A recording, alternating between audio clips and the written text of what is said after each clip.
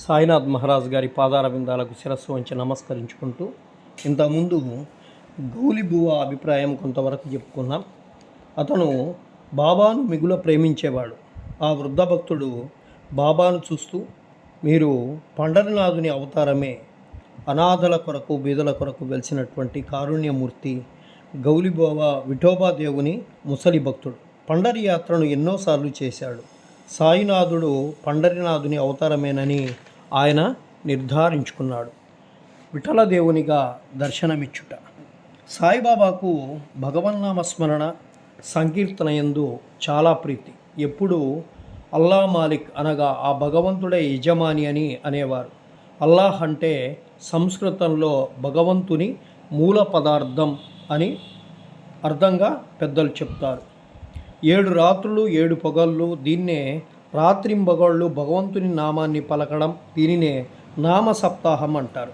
బాబా ఒకప్పుడు దాసగణ్ మహారాజుని నామ సప్తాహం చేయమని, సప్తాహం ముగియునాడు విఠల్ దర్శనము కలుగునని వాగ్దానము చేస్తాడు.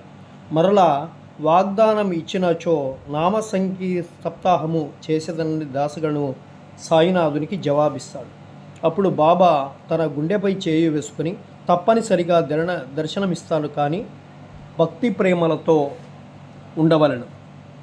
డాకూర్ నాథ్ యొక్క డాకూర్ పట్టణము, విఠల్ యొక్క పండరీపురము, శ్రీకృష్ణుని యొక్క ద్వారకా పట్టణము ఇక్కడనే అనగా షిరిడిలో ఉన్నాయని చెప్పి సాయినాథుని చెప్తారు.